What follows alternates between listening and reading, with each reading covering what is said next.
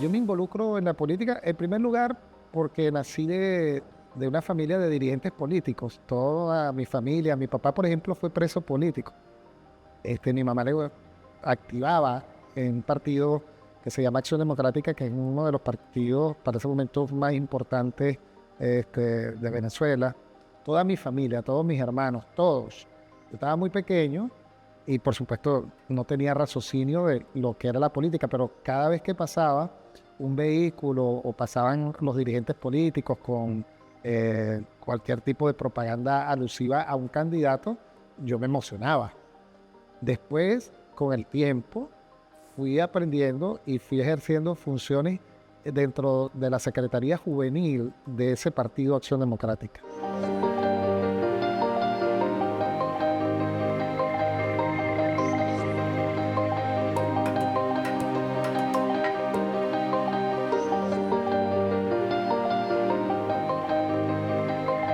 En el 2008, ejerciendo las funciones de prefecto de la ciudad de Caracas, que es como decir acá en Argentina el segundo intendente de alguna ciudad, eh, me informan en una manifestación pública que se estaba realizando en el centro comercial Lido, en la ciudad de Caracas, que había un policía metropolitano encubierta que estaba filmando a los protestantes. Uno de los métodos de la dictadura en Venezuela es precisamente filmar a la gente para después inventarle cualquier delito. Cuando yo llego, eh, me entrevisto con el joven, lo agarro, lo abrazo, y hay un abrazo que se llama el abrazo del oso en seguridad, que es para garantizarle precisamente que no le hagan más nada. Y la gente molesta, fíjate que en vez de seguirlo golpeando a él, me golpeaban era a mí. Yo a este joven se lo entregué a su supervisor y el supervisor llama por radio a Control Maestro, donde está la sede de radiotransmisiones de la Policía Metropolitana. Y cuando le dicen que el prefecto de Caracas, Richard Blanco, lo ayudó para que no le pasara algo mayor, él se lo entregó a la comandancia y se retiró. Emprendemos la marcha con una movilización que eran más de 15.000 personas, entre jóvenes, estudiantes universitarios, familiares y dirigentes políticos. Un periodista me pregunta que hasta dónde vamos a llegar y qué hacía yo allí. Digo, bueno, yo soy el prefecto, soy el jefe de la prefectura, tengo policía y estamos acordonando para que no haya ningún tipo de inconveniente. Bueno, pasó, a los 3 días me allanaron la inmunidad que tenía como prefecto de la ciudad de Caracas, me llevaron preso desde mi propia oficina a un sitio que es el BAE, que es la Brigada de Acciones Especiales del Cuerpo Técnico de Policía Judicial, a 3 sótanos de profundidad. Ahí estuve 3 días. Posteriormente me llevaron a los tribunales sin orden de allanamiento, sin orden de captura, y posteriormente me llevaron al centro penitenciario Yare, que es un centro penitenciario para personas que hayan cometido delitos comunes. Allí pasé casi un año sin haber cometido ningún tipo de delito, sin habérseme hecho ningún tipo de sanciones por parte de los tribunales. Fui 45 veces a los tribunales y en los tribunales nunca, por cualquier causa, si no iba a la juez era porque no iba a la secretaria, si no iba a la secretaria era porque no iba al imputado, si no iba al imputado era porque faltaba el fiscal del Ministerio Público. Nunca se me hizo ningún tipo de averiguación, ni se inició el juicio, siendo yo, creo, el primer preso político de Chávez, pues eso fue en la época de Chávez.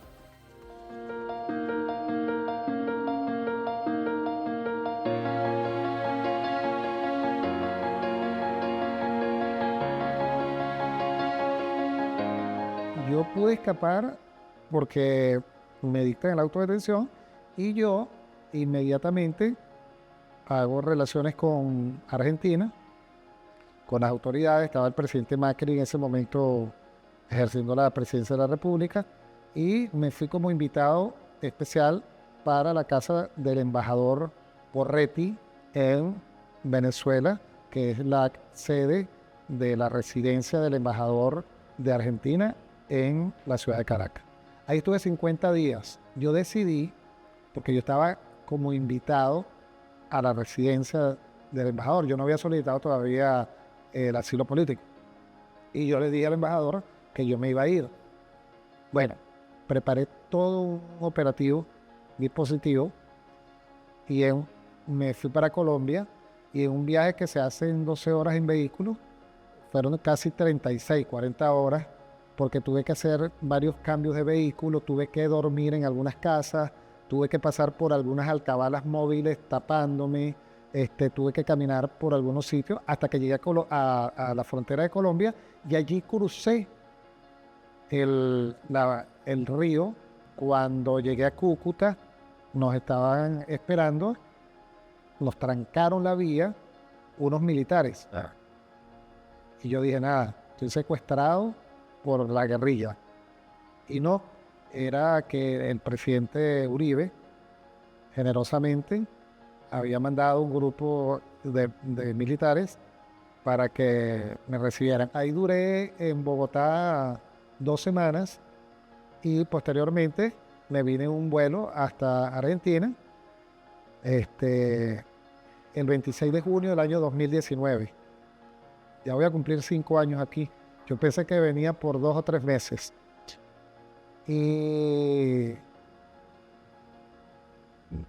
sufrí algo que no le deseo a nadie, que creo que ha sido lo más triste en mi vida, lo más fuerte en estos años de lucha, que es que hablo con mi madre a las 9 de la noche por teléfono. Yo había llegado al 6 a las 7 de la noche. Hablé con mi madre a las 9 y a las 3 de la mañana me llaman para decirme que mi madre había muerto. Eso fue un golpe muy fuerte. Perdóname que me exprese, pero fue un golpe muy fuerte que todavía lo vivo. Por eso es la lucha.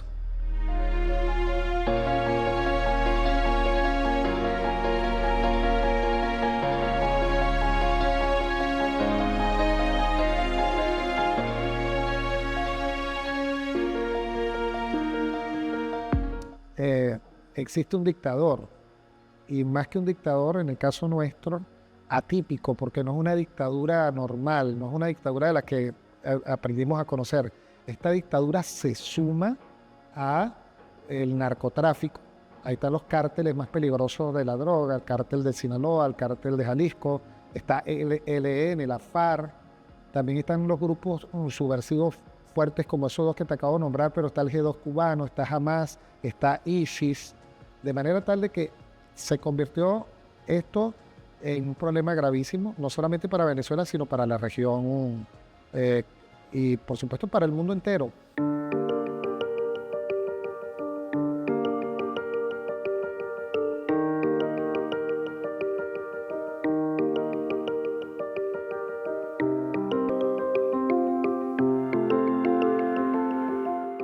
Ser exiliado político significa muchas cosas. Primero, es estar fuera de tu terruño, de tu casa, de tus sitios que te acostumbraste a estar. Y es una, por supuesto, condición política que se ejerce cuando en un país o en un régimen se persigue y se violentan los derechos humanos de los ciudadanos. La gente tiene que salir y buscar un exilio para que precisamente no sigan siendo atropellados. Pero yo he llegado a la conclusión que el estar exiliado es una forma de estar preso. Si tú te preguntarás por qué, bueno, porque eso, no tienes a quien te visite. En la cárcel te visitan por lo menos poco. A mí, yo tenía prohibida la visita, pero algunos tienen visita. Pero estar fuera de tu país, de tus costumbres, de tu, te produce desarraigo. La mañana a veces te amaneces que quieres irte corriendo para tu casa y estás a 12 horas en avión para poder llegar a Venezuela y no puedes irte porque te van a hacer preso. Entonces es una forma de estar preso y es una condición política considerada en tratados internacionales que ha firmado Venezuela y diferentes repúblicas.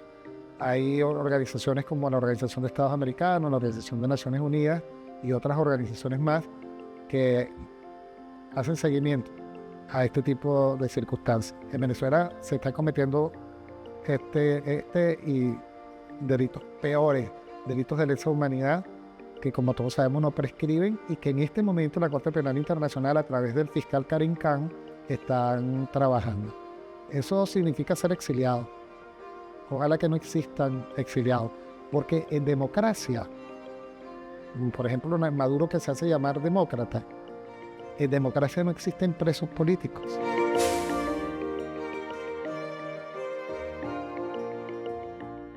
Decidí irme de Venezuela porque el régimen me obligó a tener que hacerlo. En el año 2017 era bastante común ver la persecución y el hostigamiento cercano, real, de la dirigencia no solo estudiantil, sino de todo aquel que se oponía al régimen. Yo recuerdo que en ese año, en la misma temporada en la que yo fui herida de una bomba lacrimógena, corría mucho el video de unos estudiantes que habían sido obligados a comer heces fecales estando detenidos, y mi familia me dice: ¿tú piensas denunciar este régimen cuando eso es lo que le hacen a la gente que se opone a ellos? Y yo de verdad firmemente, aunque tenía miedo de la dictadura,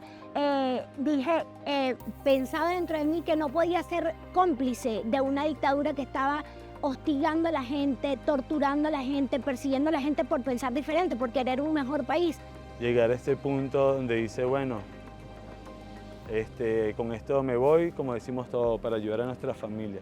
Pero bueno, cuando llegamos a estos países es otra realidad, tenemos que ayudarnos primero a nosotros mismos para poder ayudar a otros y es imposible hacerlo cuando uno está comenzando porque llega con las ganas de ayudar a la familia, en eso pasan cosas.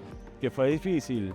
Sí, pero un desafío. Yo creo que estos desafíos son simplemente escalones que nos hacen crecer. Y a veces me pregunto, entro en una paradoja porque digo, bueno, entonces la migración fue buena. No fue buena, pero nos demuestra que como seres humanos podemos sobresalir ante cualquier adversidad o vicisitud.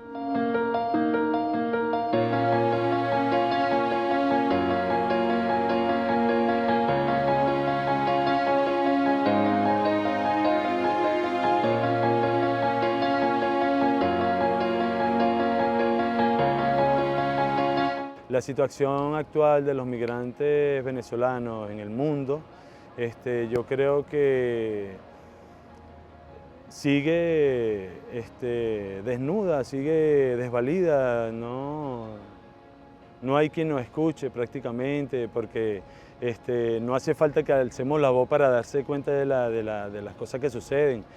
La Corte Penal Internacional estuvo allá en Venezuela y ha constatado, y no solamente la Corte Penal Internacional, que lo demuestra y lo comprueba el mismo pueblo que ha constatado que el que alza la voz, que el que busca un cambio diferente o simplemente ejercer la política democráticamente. Tenemos el caso de la Selva del Darién, donde muchos venezolanos también se expusieron a la trata de personas, al abuso, a la violación física, al maltrato psicológico, a exponerse a grupos terroristas y narcotraficantes en medio de una selva donde no sabes quién llega vivo y quién se queda en el camino. ¿Cuántos venezolanos no vimos ahogándose en el río, yendo en camino a Texas, tratando de buscar un mejor vivir, una mejor situación, de poder siquiera, la esperanza es siquiera poder ayudar a tu familia, porque hay decisiones, yo he visto migrantes que toman la decisión no por ellos mismos, sino por sus hijos, por sus padres que están allá sorteando la peor de las crisis, con hambre, con necesidad, sin acceso a la salud, sin acceso al transporte. Entonces, creo que esta migración nos ha golpeado muchísimo.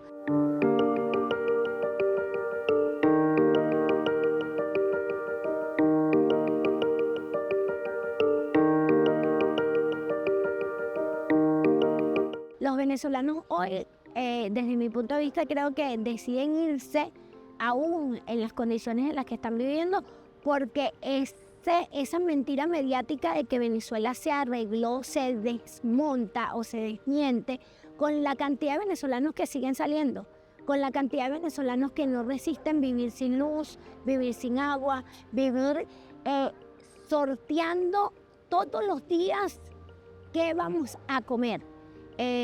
O sea, que la supervivencia del venezolano se reduzca mínimamente a un plato de comida diario, que tú pases 24 horas del día pensando qué tienes que hacer para proveer de alimentos a tu familia. Gente que tiene que hacer rifas para poder comer, para poder pagar un medicamento, para poder pagar una operación, gente que tiene que vivir pidiendo. A todos nos cae la chispa de decir, bueno, ya resistí lo que pude, y muchos no se habían podido ir porque, bueno, no tenían los recursos y les llegó los recursos y se van, porque es la realidad. La esperanza yo creo que es algo que como un cántaro que gotea, gotea, gotea hasta que se llenó y se rebasó, y bueno, ya creo que vivencias, cosas, pero sigue estando la misma realidad. Las personas con un precario modo de vivir porque están obligados a vivir así, no por elección propia. ¿Qué te puedo decir? Es la manera de buscar un mejor porvenir, un mejor futuro para sus vidas y quizás ayudar a porque el que se va, que como todos decimos, no vamos porque voy a ayudar a mi familia. Yo ayudé a mi abuela hasta que pude, mi abuela se murió el mismo año, y mi abuela se murió el mismo año después. Si hubiese tenido quizás las condiciones como debería ser un país en orden, y cuando de verdad piensa en el recurso humano que existe allí, trabaja para que esa persona sean plenos y vivan bien y no generar esto. Entonces, ¿qué te puedo decir? Mucha gente se va es porque busca un futuro mejor, un mejor porvenir.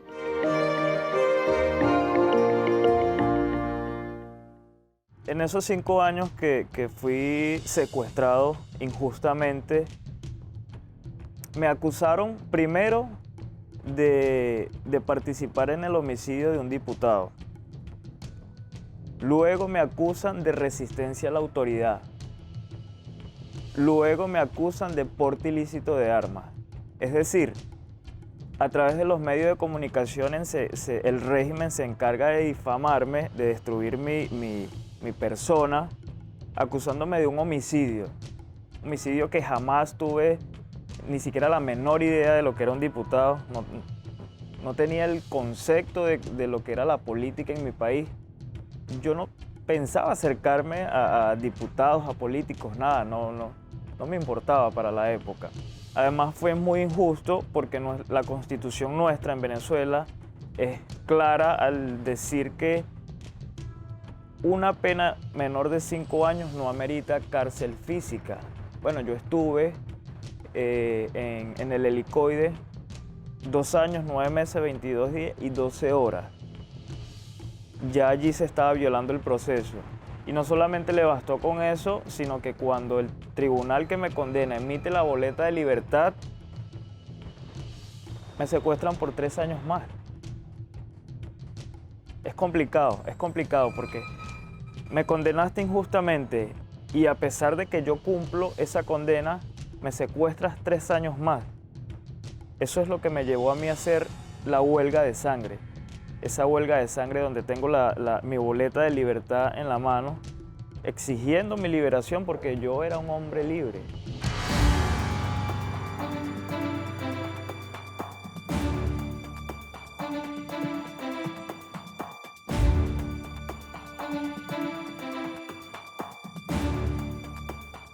En el 2018 decidí hacer una huelga de sangre porque lo veía como una medida a mi liberación. O sea, en medio de mi desesperación sentí que hacer presión de esa forma iba a llamar la atención de los jefes del helicoide, cortándome. Es una medida muy extrema, pero es que en un momento de desesperación como ese, cuando ya tienes 3 años con una boleta de libertad, y no tienes opciones, lo único que te toca es hacer cosas extremas. Y a mí me llevó a hacer una huelga de sangre que significaba tener algo con qué hacer que ellos vieran para acá.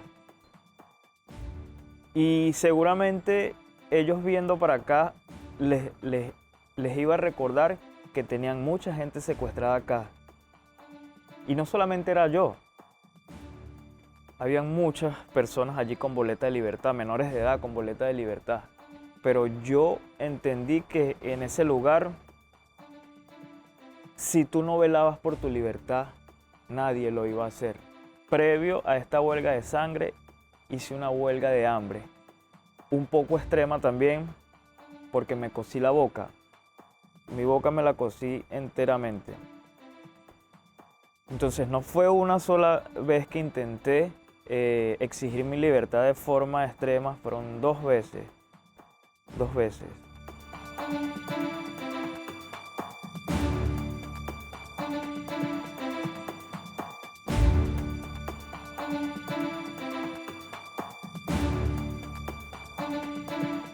La tortura más fuerte que me hicieron a mí fue asfixiarme con una bolsa. Es la más fuerte, la más traumática, la que me generó daños emocionales que hoy día todavía me afectan.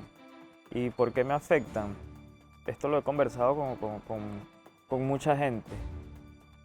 Yo veo un uniforme en cualquier lugar donde esté y eso me aterra. Eso me aterra. Porque se supone que las personas que usan uniforme deberían protegerte. Bueno, en mi país no. En mi país son las personas que te maltratan, que te torturan.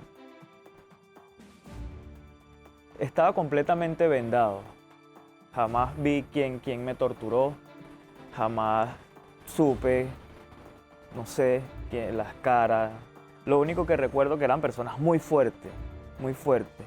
Yo estaba vendado los ojos, las manos, en el lugar donde me tenían, una persona se monta en la nuca, otro se monta en mi espalda y otro me agarra los pies. Y tengo la sensación, por supuesto, que eran personas muy fuertes, eran hombres grandes que tenían esa tarea designada, porque eso no lo puede hacer una persona débil. En vez de buscar soportar eso, decidí ceder. ¿Y cómo decidí ceder? Internamente yo esperaba la muerte. Yo dije, no voy a luchar. No tiene sentido luchar acá. La lucha es un sufrimiento. Me entrego, pero la agonía y la experiencia de tener 3 personas encima de ti, una bolsa asfixiándote, sangrando, tampoco te permite morir. Tampoco me dejaba morir esa sensación.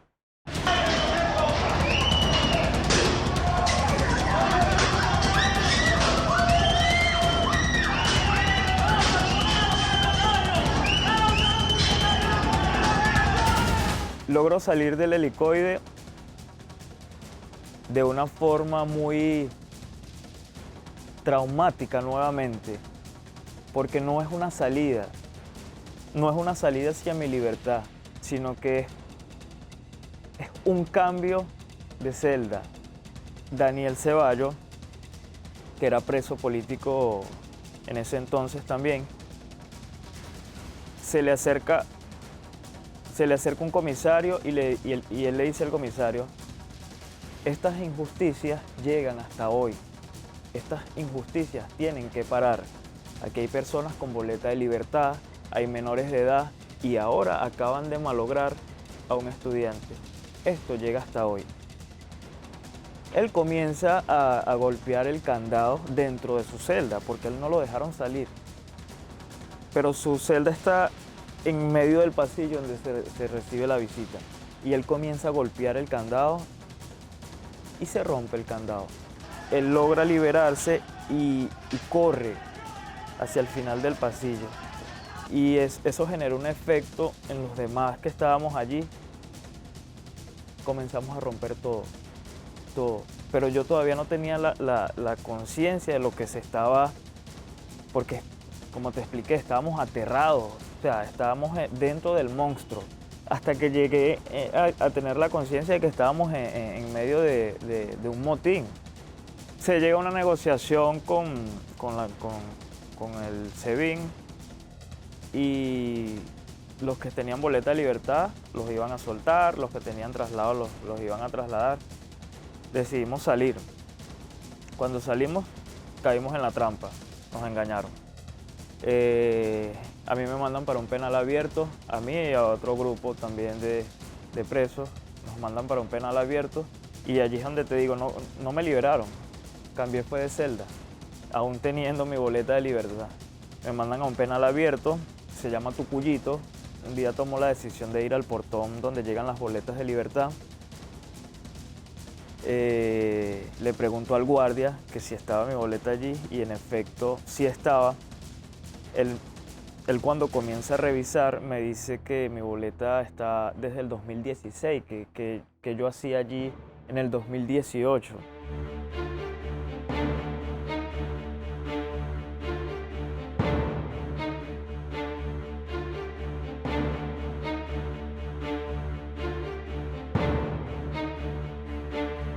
Cuando salgo en el 2018 ya comienzo a percibir de primera persona que la crisis es muy cierta. O sea, mi familia me lo comentaba, que las cosas estaban difíciles, que la gente estaba pasando hambre, que no había comida en los anaqueles. Y bueno, yo estaba encerrado. Además, el régimen para los años que me secuestraron, me saca mi cara en todos los medios en una cadena nacional. Te podrás imaginar que todas las puertas se van a cerrar. Para mí no tenía oportunidades.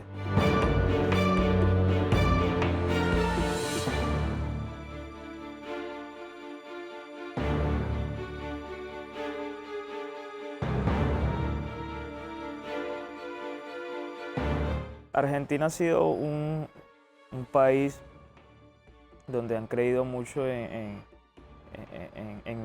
lo que estamos pasando nosotros los venezolanos. Y cuando digo que han creído mucho es porque sinceramente saben de primera mano que lo que viví yo y lo que están viviendo muchos venezolanos no es un guión.